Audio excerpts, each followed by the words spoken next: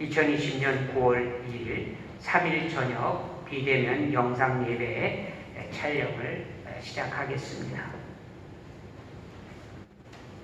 내가 전심으로 주께 감사하며 신들 앞에서 주께 찬송하리이다.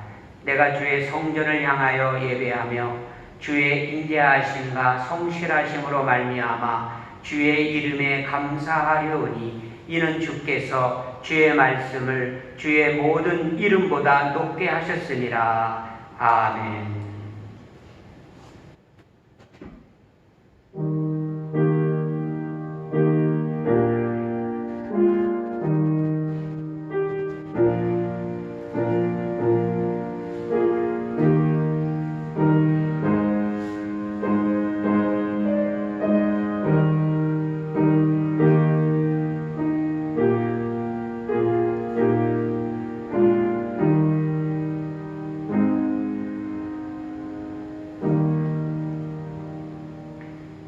찬송가 252장 부르시겠습니다.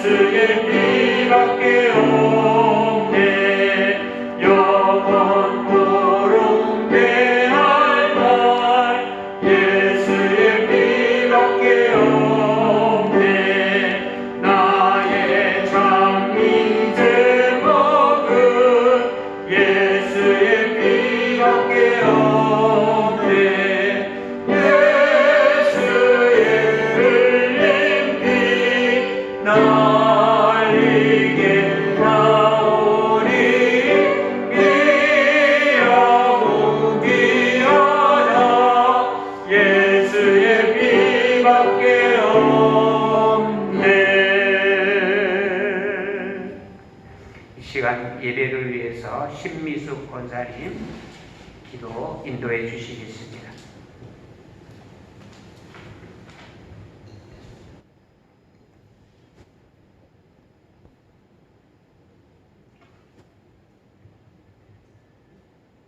기도드리겠습니다. 사랑과 은혜로 이 시간까지 지켜주신 살아계신 하나님, 아버지 하나님 감사합니다. 십자가의 분노가 아니면 죽을 수밖에 없고 쓰러져서 견딜 수 없는 연약함만이 가득한 저희들을 긍휼히 여기셔서 여기까지 인도해 주신 은혜에 진심으로 감사드립니다. 지금 이 나라는 갈등과 불안과 염려 속에서 불안한 가운데 있습니다. 저희는 오늘도 불안한 가운데 한시도 벗어날 수 없는 채로 주님 앞에 섰습니다. 하루속히 비대면이 아닌 모든 성도님들이 성전에 나와서 합심하여 예배드리는 날이 속히 오기를 소원하오며 저희의 작은 일부터 큰 일에 이르기까지 그 모든 것을 주님께 맡기오니 선한 길로 인도하여 주옵소서. 내가 가는 길을 그가 아시나니 나를 단련하신 후에는 내가 순금같이 되어 나아오리라. 시련을 통하여 저희를 변하지 않고 더욱더 단단하여지며 좌로나 우로나 치우치지 않고 진리에 바로 서며 선악을 분별할 수 있는 지혜로운 사람들, 첫사랑을 잃지 않고 순전하고 순종하는 마음을 가진 우리 북성교회 모든 성도님들이 이러한 사람들이 다 되기를 간절히 기도하고 원하옵나이다.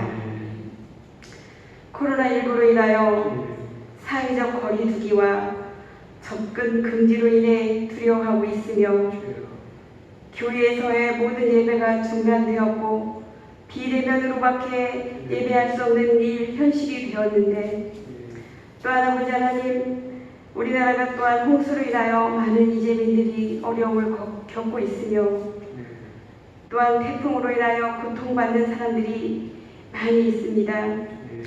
이 지구가, 이 나라가, 우리 북성교회가 어려운 때를 맞이했습니다. 그러나 우리들은 어려운 때일수록 세상의 지혜나 처세술에 따라 분주히 움직이는 성도들이 되지 않게 하시고 더욱더 주님께 간구하고 기도하는 일에 열정을 쏟음으로써 주님의 음성을 듣기를 사모하는 성도님들 되게 하여 주시옵소서. 주님께서 세우신 일꾼들을 기억하시고 자칫 열심히 식어지기 쉬운 이때에 넘어지는 믿음이 되지 않게 하시고 더욱 분발하여 주님의 상급을 바라보고 헌신과 충성을 다하는 복된 신앙이 될 수 있도록 저희들과 함께하여 주시옵소서.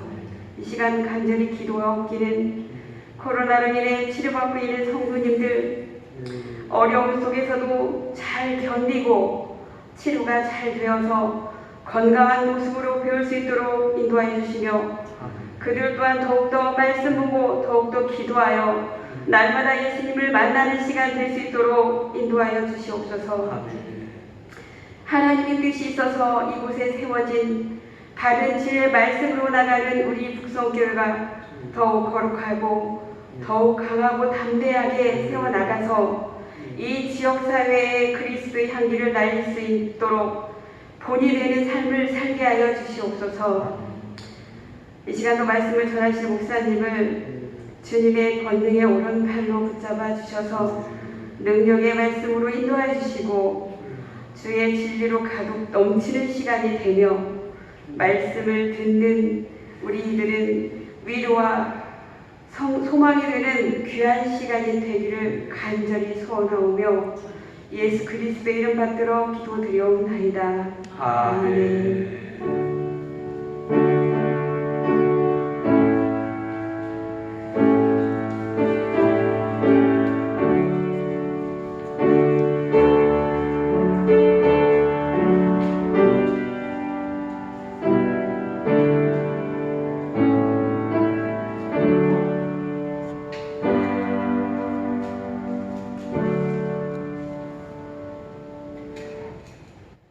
이 시간 봉독할 하나님의 말씀은 요한계시록 1장 8절 말씀입니다. 요한계시록 1장 8절 말씀 받들어 봉독합니다. 주 하나님이 이르시되 나는 알파요 오메가라. 이제도 있고 전에도 있었고 장차 올 자여 전능한 자라 하시더라. 아멘. 교회 생활 알려드리고 말씀 전하도록 하겠습니다. 오늘 우리가 2020년 9월 2일 9월의 첫 3일 저녁 예배를 드리는 날인데 비대면 예배 기간이기 때문에 오늘도 우리 성도들이 교회에서 모이지 아니하고 각 가정에서 있는 처소에서 우리가 영상으로 하나님 앞에 예배드리게 되어짐을 송구하게 생각하고 또 한편으로는 이렇게라도 예배드릴 수 있는 것이 감사할 뿐입니다. 조속히 이 땅에 코로나가 종식되어지므로 우리가 마음껏 자유롭게 하나님 앞에 나와서 온 성도가 한 마음으로 기쁨으로 예배할 수 있는 그날을 위해서 끊임없이 기도가 있을 수 있기를 원합니다. 코로나19 확진 환자들이 저희 교회 여러분이 생기셔서 이미 병원에도 가셔서 치료받고 있는 중에 계시고 또 이미 이제 퇴원하신 분과 2주간에도 퇴원하실 분들이 계속 계시는 줄 압니다. 끝까지 우리가 서로를 위해서 기도하시면서 속히 건강함이 각 가정에게 또 교회에게 지역에 임할 수 있도록 끝까지 기도해 주실 수 있기를 원합니다. 비대면 예배 기간이기 때문에 우리가 하나님 앞에 나와 예배할 수 없어서 이번 주일까지 우리가 일시적으로는 이번 주일까지 비대면 예배로 드리게 되어집니다. 성도들이 기억하셨다가 우리가 본당에는 예배당에 나오지 못하지만은 우리가 영상 예배로 하나님 앞에 간절함으로 또 감사함으로 예배 드리실 수 있기를 바라고 혹시 예배 때에 헌금 드리지 못함으로 인해서 성도들 마음에 하나님 앞에 드릴 것을 드리지 못함으로 인해서 마음에 안타까움이 있으신 분들은 우리 주보에 기재된 대로 교회 통장 계좌를 이용하셔서 하나님 앞에 그때그때 헌금을 드리실 수 있기를 바랍니다. 특별히 우리가 교회에서는 모이지 못하지만은 가정에서 새벽부터 늦은 밤까지 시간 나라와 민족과 교회를 위해서 기도하시는 성도님들 되실 수 있기를 바랍니다. 이 시간 함께 말씀을 듣도록 하겠습니다. 지난 3월이죠. 금년 3월 이 코로나19 바이러스가 전 세계를 강타하면서 중국으로 그 다음으로는 이 심각한 위기를 맞은 나라가 이탈리아다라고 볼 수 있죠.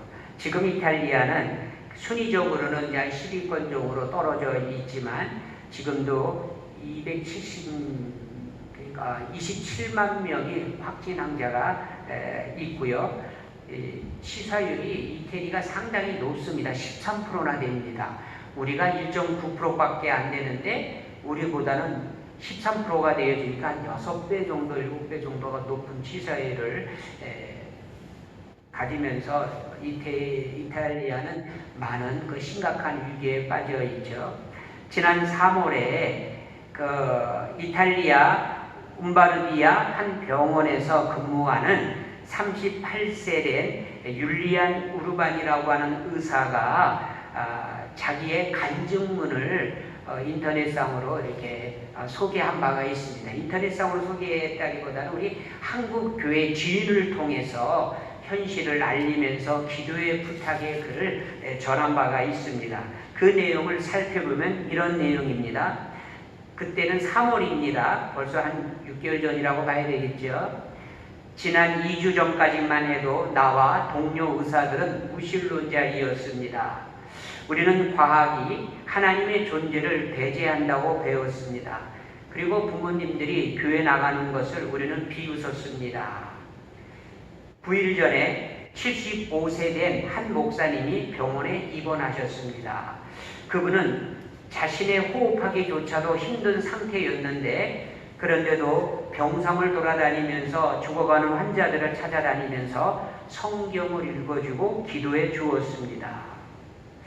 우리들은 그 모습에 감동을 받았고 시간이 날 때마다 그 목사님의 말씀에 귀를 기울였습니다. 사람들이 매일 죽어갔고 동료 의사 중에서도 2명이 죽었습니다. 그리고 다른 동료들도 여럿이 감염되었습니다. 우리는 기진맥진했고 더 이상 아무것도 할 수 없었습니다. 그러는 중에 우리 자신들도 모르게 평안을 주시고 환자들을 계속 돌볼 수 있게 해달라는 기도가 우리 입에서 나오게 되었다는 것입니다. 어제 75세 그 목사님이 죽음을 맞이하셨습니다. 한 달 동안 여기에는 120명 이상이 죽음을 보았습니다.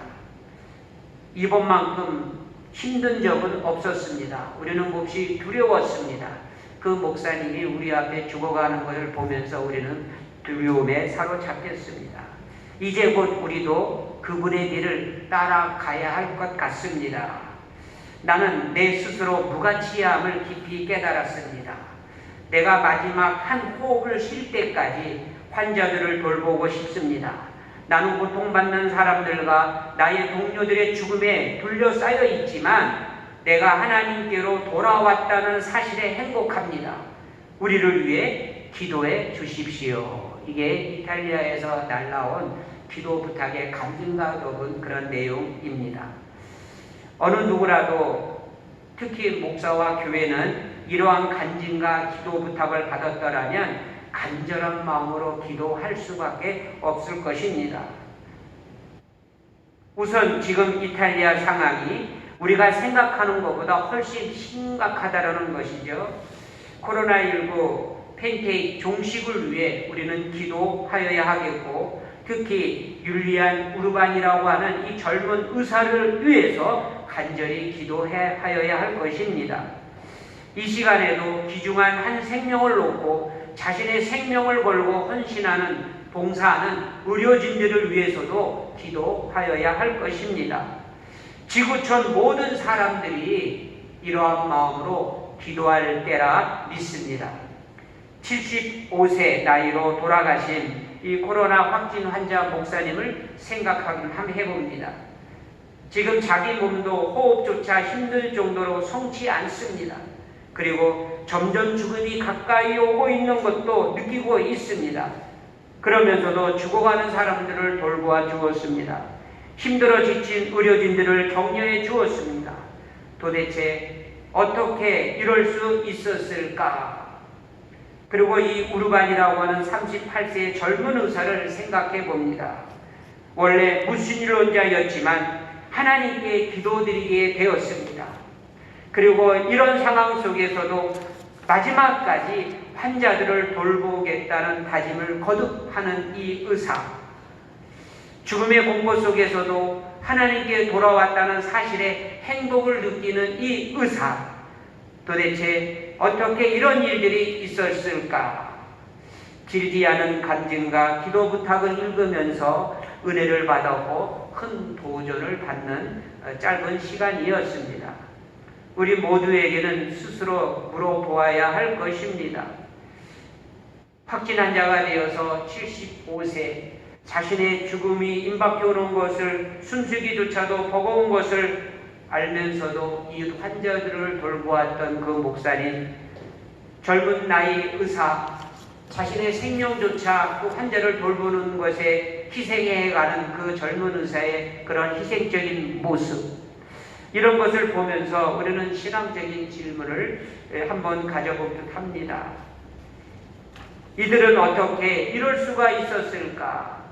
그들의 생명과 내게 있는 생명이 똑같은 생명일 터인데 그들은 아픈 사람들, 다른 사람들을 위해서 자신의 생명을 그렇게 희생해 가면서 자신에게 주어진 사명 앞에 충성을 다하는데 자신의 자리에서 이탈하지 아니하고 최선을 다하고 있는데 과연 우리는 내게 있는 믿음은 어떠한 믿음인가? 우리 스스로에게 한번 물어보아야 할 것입니다.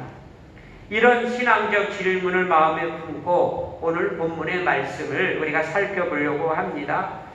요한계시록은 편지 형식의 계시록입니다. 보낸 사람은 사도 요한이고요. 받는 사람들은 소아시아의 7교회 교인들입니다. 요한계시록은 사도 요한이 주님께로부터 받은 계시의 말씀을 소아시아 7교회 교인들에게 보낸 편지입니다. 주님께서는 왜 이 교회들에게 이 계시록 형태의 편지 말씀을 보내셨을까? 당시 이 교회들은 로마 제국으로부터 극심한 박해를 받고 있었습니다. 특히 로마의 11번째 황제가 되어지는 도미티안 황제로부터 견디기 힘든 박해를 받고 있었던 때입니다. 사도 요한은 감모성으로 유배되었고 수많은 그리스도인들은 투옥되었고 여기저기서 순교자들이 나오고 있는 때이었습니다. 주님께서는 이렇게 힘들고 어려운 상황 가운데 있는 교회의 교인들을 안타까운 마음으로 지켜보고 계셨습니다. 그리고 저들을 위로하시기 위해서 저들이 잘 견디고 믿음을 지켜가도록 돕기 위해서 그리고 결국 이 고난을 이겨내도록 힘을 주시기 위해서 사도 요한으로 하여금 이 편지를 써서 보내게 하셨던 것입니다. 다시 앞의 이야기로 돌아가 보겠습니다. 호흡이 가빠오고 죽음이 다가오는 상황 속에서도 코로나 확진 그 목사님은 당황하거나 두려워하지 않았습니다. 죽음 앞에 두려워 떠는 사람들에게 말씀을 전했고 기도해 주었습니다. 목사님의 죽음에 큰 두려움을 느끼면서도 그 의사분들은 의연하게 자기 자리를 지키고 있었습니다. 어떻게 그럴 수 있었을까? 현장에 가서 우리가 직접 확인한 바는 없지만 우리는 생각해 봅니다. 분명하게 알 수 있습니다. 주님께서 그 고난 가운데 있던 소아시아 교인들과 함께 하셨던 것처럼 이분들과 함께 하셨을 것이라고 확신합니다. 오늘 우리나라에도 코로나 확진 환자들을 위해서 의료진들이 정말 땀을 흘리며 수고하는 것을 보게 되어집니다. 정말 주님의 위로가 있어야 할 그곳에 우리 하나님은 함께 하시는 줄을 믿습니다. 우리 교회 안에도 확진 판정으로 격리되어서 치료소에서 치료받고 있는 성도들 그곳에 그 침상에 우리 하나님이 함께하여 주시는 줄을 믿습니다. 하나님께서 위로하여 주시고 힘주셔서 이 어려운 시기들을 이겨나갈 수 있도록 우리 모두는 힘을 모아 기도하여야 할 줄 믿습니다. 다시 말해 이분들이 이 극심한 두려움과 고난 가운데에서도 주님 때문에 잘 견디고 이겨냈을 것이라고 믿습니다. 오늘 우리도 마찬가지일 것입니다. 그 어떤 고난이 닥쳐온다고 해도 그 어떤 어려움이 밀려온다고 해도 주님께서 우리와 함께 하심을 믿습니다. 그리고 위로해 주시고 힘 주심을 믿습니다. 우리도 넉넉히 이기게 하시는 하나님의 능력으로 성령의 능력으로 이 어려움을 이겨 나가야 할 것입니다. 오늘 본문을 보면 이렇게 말씀하고 있습니다. 나는 알파요 오메가요 이제도 있고 전에도 있었고 장차 올 자요 전능자라. 주님께서 어떤 분이신가를 말씀하고 계시는 것입니다. 이와 같은 말씀은 요한계시록 21장 6절과 22장 13절에도 거듭거듭해서 나오는 말씀입니다. 왜 주님께서 누구신지를 이렇게 여러 차례 말씀하고 계신 것일까? 당시 소아시아 7교회 교인들이 주님이 어떤 분인지를 아는 것이 중요했기 때문에 반복하고 반복해서 강조하여 자신을 알려주시는 것이라 볼 것입니다. 특히 주님께서 알파와 오메가라고 하는 사실을 아는 것이 중요합니다. 주님께서 지금까지도 우리를 지켜주시고 인도하시는 분이셨지만 장차 죽음 이후 더 나아가 종말 이후에도 우리를 지켜주시고 인도하시는 분이시라는 사실을 아는 것은 더더욱 중요합니다.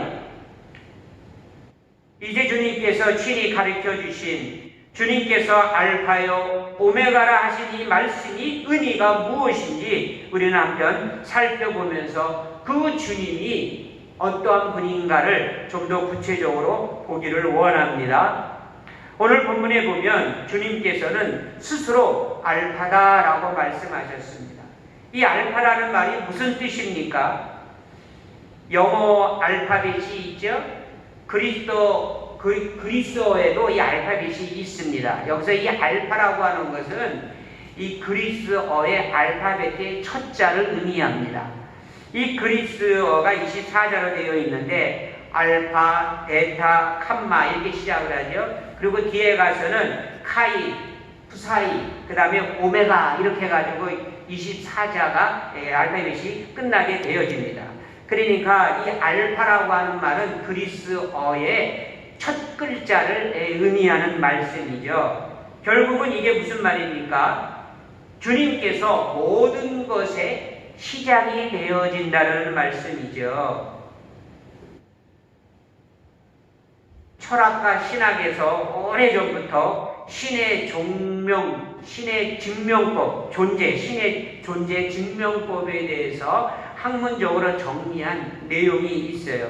그 중에서 가장 전통적인 신의 증명법이 뭐냐면 우주론적 증명이다. 우주론적 증명.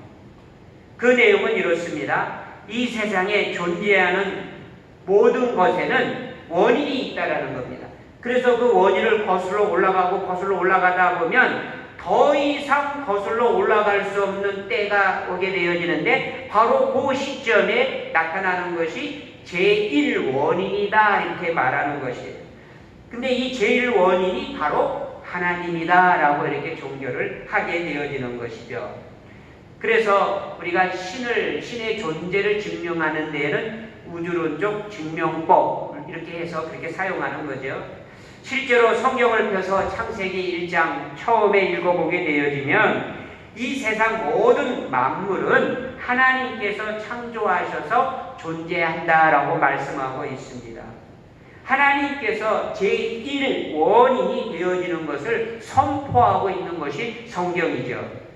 바울 사도는 골로새서 1장 16절에 이 점을 좀 더 구체적으로 말씀하였는데 이렇습니다. 만물이 그에게로 창조되되 하늘과 땅에서 보이는 것들과 보이지 않는 것들과 혹은 왕권들이나 주권들이나 통치자들이나 권세들이나 만물이 다 그로 말미암아 그를 위하여 창조되었다라고 말씀하고 있습니다. 이 말씀은 우리에게 두 가지 점을 가르쳐 줍니다. 첫째는 세상에 존재하는 모든 것들은 다 하나님 때문에 존재한다라는 겁니다. 그래서 하나님이 제1원인이 되어지는 것입니다.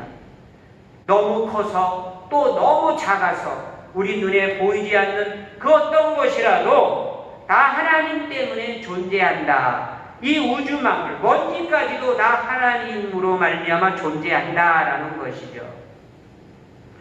우리 눈에 보이는 모든 대자연의 풍경들, 또 우리 사회 속에서 함께 살아가는 모든 사람들, 이 모든 것이 다 하나님 때문에 존재한다라는 것입니다.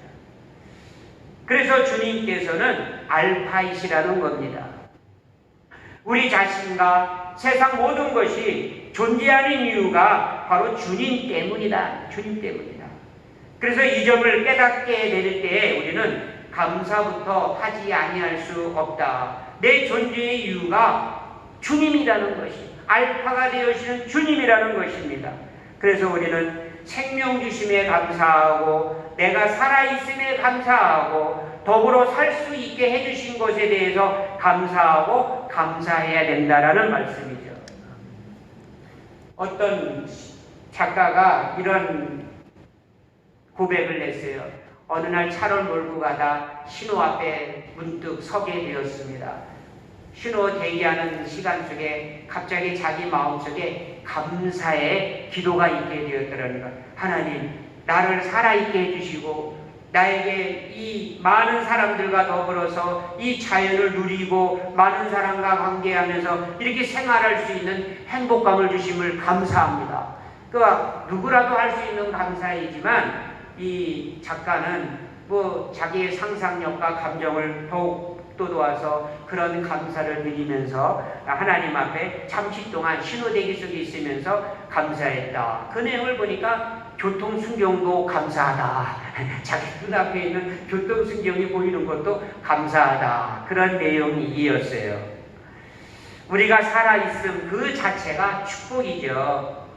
알파이신 하나님께서 우리에게 이토록 소중한 생명을 주셨고 이 아름다운 인생을 우리에게 선물로 주셨다라는 것입니다.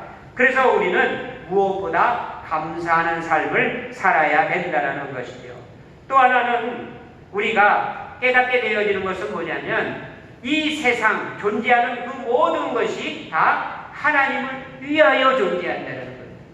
하나님으로 말미암아 존재되었는데 우리가 살아가는 목적은 다 하나님을 위하여 살아가야 된다는 것. 즉 우리가 창조되었고 피조되어진 것은 바로 하나님을 위하여 살기 위해서 우리가 존재한다라는 것입니다.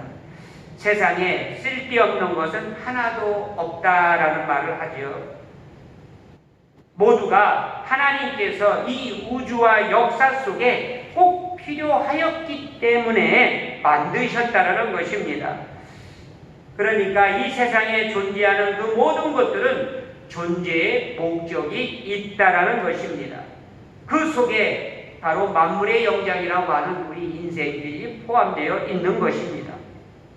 그래서 우리는 하나님께서 창조하신 그 뜻에 합당하도록 살아가야 되는 것입니다. 그리고 우리 주변에 존재하는 모든 것들이 주님께서 창조하신 그 뜻을 따르도록 하는 일에 우리가 힘을 써야 된다라는 것입니다. 어떻게 보면 우리 그리스도인들은 이게 사명입니다. 그리스도인들이 이 땅에 살아가는 것은 이 모든 만물들이 하나님의 뜻에 합당하도록 살아가게 하기 위해서 도움을 주는 존재로서 우리가 사명을 갖고 있다라는 것입니다. 지금 코로나19 바이러스 때문에 온 세상이 그야말로 난리입니다. 금년에 들어와서 메르스, 사스, 에볼라, 에이즈 이런 신종 바이러스가 인간에게 전파되어지면서 전 세계적인 이 팬데믹 현상에 빠져 있죠. 도대체 왜 이런 바이러스들이 나타나는 것일까? 지난 우리 3일 때도 한번 말씀드린 것 같은데 이 전문가들이 이야기합니다. 인간의 탐욕 때문이다. 인간의 탐욕으로 생태계가 파괴되어지고 서식지를 잃은 동물들이 인간과의 접촉이 빈번해지게 되어지고 또 인간의 탐욕으로 무분별하게 야생동물들을 식용으로 먹거나 유통하게 되어지면서 이 동물 속에 있는 동물을 숙주로 하고 자라고 있는 바이러스가